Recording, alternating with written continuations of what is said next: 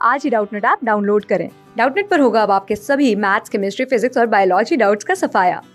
बस अपने क्वेश्चन की फोटो खींचो, उसे क्रॉप करो और तुरंत वीडियो सोल्यूशन पाओ। Download now. Question says when 5 gram of calcium को हमने बर्न किया इन 2 ग्राम ऑक्सीजन तो 7 ग्राम कैल्शियम ऑक्साइड प्रोड्यूस होता है, राइट। पर तभी जब हमने 5 ग्राम कैल्शियम को बर्न किया 20 ग्राम ऑक्सीजन में, तब भी 7 ग्राम कैल्शियम ऑक्साइड आपका प्रोड्यूस हो रहा है। सो ये आपका किस लॉ ऑफ केमिकल कॉम्बिनेशन को रिप्रेजेंट करता है, ये आपसे पूछा गया, राइट। सो देखो यहाँ पर आपको एक चीज समझनी होगी कि होने वाला क्या है कि आपकी क्या है, कैल्शियम एंड ऑक्सीजन के बीच में हम बेसिकली रिएक्शन करा रहे हैं, जिससे आपके पास फॉर्मेशन हो रही है किसकी, कैल्शियम ऑक्साइड की, राइट। सो हम कैसे समझ सकते हैं कि कौन सा लॉ फॉलो करेगा, तो उसके लिए सबसे पहले थोड़ा सा आपको रिएक्शन देखनी होगी।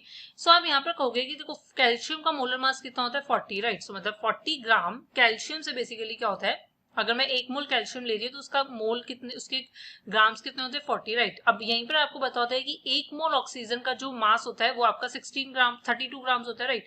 बट यहाँ पर हाफ मोल ऑक्सीजन है तो इसका मास कितना हो जाएगा 16 ग्राम, जस्ट हाफ ले लोगे। 1 मोल का 32 होता है तो हाफ का कितना हो जाएगा 16 ग्राम, राइट। सो यहाँ से आप ये बोलोगे कि 40 ग्राम कैल्शियम जब रिएक्ट करती है 60 ग्राम ऑक्सीजन से, सो आपके पास फॉर्मेशन हो जाती है किसकी, 56 ग्राम ऑफ कैल्शियम ऑक्साइड की, राइट। ये कितनी ग्राम के ऑक्सीजन, कितनी ग्राम कैल्शियम ऑक्साइड की फॉर्मेशन होती है, 56 ग्राम, राइट।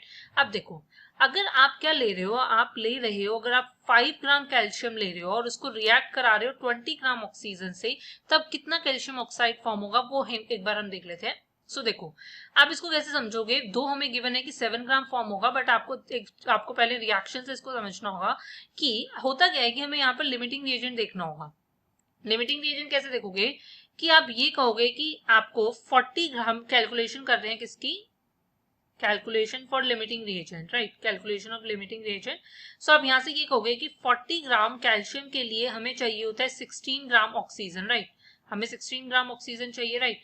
सो अगर मेरे पास 5 ग्राम कैल्शियम है तो उसके लिए मुझे कितने ग्राम ऑक्सीजन चाहिए होगा, सो आप बोलोगे 16 इंटू 5 डिवाइडेड बाय आपको करना है 40, राइट। सो इस तरीके से कर सकते हो। सो अगर मैं इसको सॉल्व करती हूँ सो आपका आंसर आएगा कि आपको सिर्फ और सिर्फ क्या है, 2 ग्राम ऑक्सीजन की नीड है, बट आपको 20 ग्राम गिवन है, मतलब आपको ऑक्सीजन जो है वो एक्सेस में गिवन है, राइट। सो मतलब 2 ग्राम ऑक्सीजन से आपका काम हो सकता है, बट आपको ऑक्सीजन एक्सेस में गिवन है, मतलब यहाँ पर लिमिटिंग रिएजेंट आपका कौन हो गया, इट इज कैल्शियम, राइट। सो हम कैल्शियम से रिएक्शन प्रोसीड करेंगे। हम बोलेंगे कि 40 ग्राम कैल्शियम से आपके पास 56 ग्राम जो है कैल्शियम ऑक्साइड का फॉर्म होता है। सो 5 ग्राम कैल्शियम से आपके पास कितना फॉर्म होगा, so it will be your 56 into 5 करोगे एंड डिवाइडेड बाय आप कर दोगे 40, राइट। सो ये हो जाएगा आपके पास 56 into 5 divided by 40, that will be equal to 7 gram calcium oxide जो होगा वो आपका फॉर्म हो रहा है, राइट। अब देखो क्वेश्चन पर चलते हैं।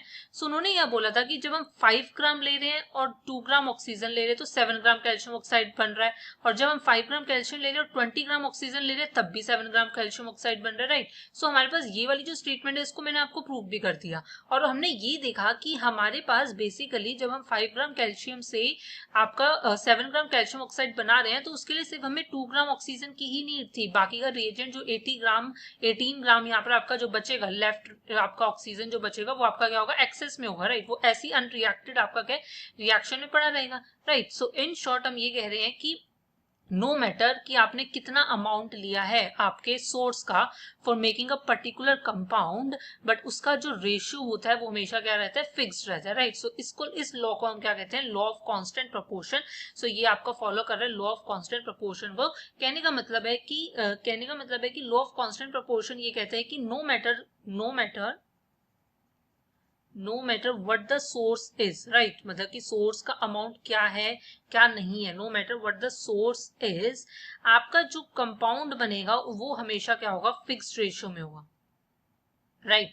उसमें जो एलिमेंट्स होंगे वो आपके हमेशा क्या होंगे, फिक्स्ड रेशियो में होंगे, राइट। उनका जो मास होगा वो क्या होगा, फिक्स्ड रेशियो होगा, राइट। सो यही हमने देखा कि दो आपके पास 20 ग्राम ऑक्सीजन थी तब भी आपका 7 ग्राम कैल्शियम ऑक्साइड बना, अगर आप 2 ग्राम ले रहे हो तब भी 7 ग्राम कैल्शियम ऑक्साइड बन रहा है because of the law of constant proportion. So this makes your answer done hopefully, thank you.